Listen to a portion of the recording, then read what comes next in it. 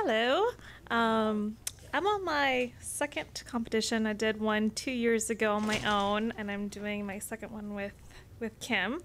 Started about a week ago. I used to be a college athlete, never afraid of anything, and I look at the diet my first week, and I'm already hungry, and I'm like, oh my God, how am I going to do this for 14 more weeks?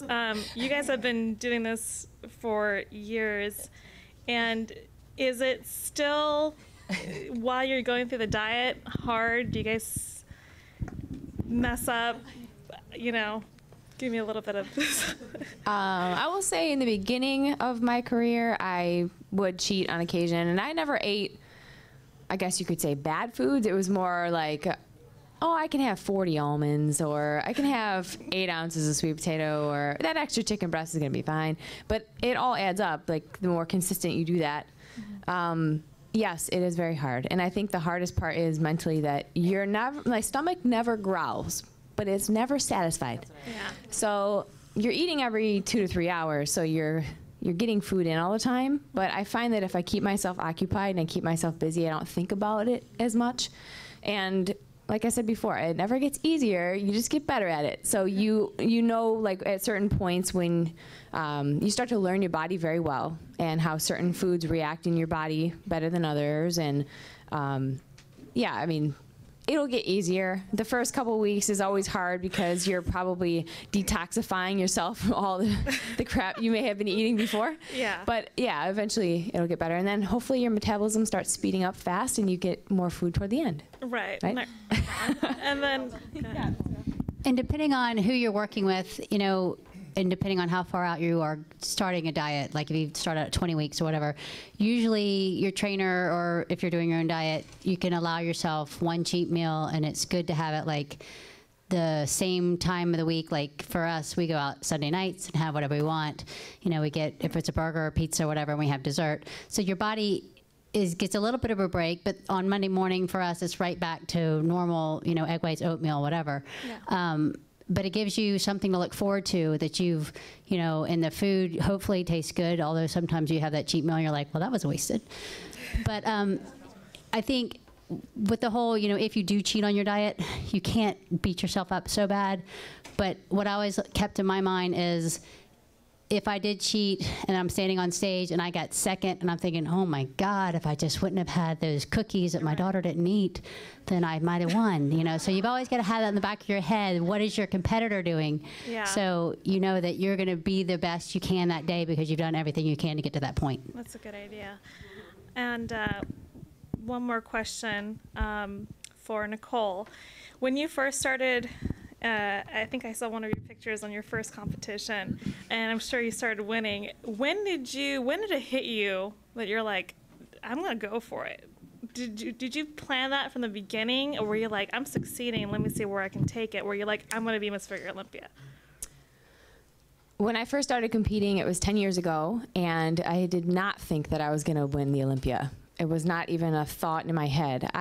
I started competing because I was a gymnast forever, and I was training in the gym consistently, but knew I wasn't going to do it in college. So when I'm an athlete and a competitor at heart, so I needed something to keep me focused. And I also wanted to change my body because I didn't want to be one of those girls who gained a ton of weight when they went to school. But I saw the Arnold Classic in 2002 when I competed there as a gymnast, and I went to the fitness finals and saw the girls competing. I was like, oh my gosh, I can totally do that, and I want to look like that. I like muscle on female. I can do the gymnastics. I can put the routine together. So in 2003, I ended up doing my first show, and we choreographed it in my backyard. I had a friend cut the music. I saw a picture of a costume I wanted, so I went to this dance studio, and they sewed it for me for $100. And you know, I had a lot of fun with it. So the next year is when you saw that photo, and I was white. I had a velour suit. I was really soft. I didn't know what the heck. My hair was curly. Like, why would I? Seriously? So, I mean, looking back at that, I see all the things that I wish I would have done differently. But it was all a learning experience, and I had such a good time doing it. And in 2006, I had gotten myself to a point where I knew I had competed for years and had gotten my body to a point where I knew I needed somebody else to keep an eye on me. You know, I knew how to eat clean and I knew how to eat right, but I needed a little bit more structure. I needed to make sure I was doing everything right. And that's when I had met Kim and I had met a few other trainers, and I really did my research and I clicked with Kim, and that's why I started working with him back then. So we've been together ever since, and then 2 years later, or actually that next year, I got my pro card. So I did 4 nationals, first one in '04, which is where that picture was from.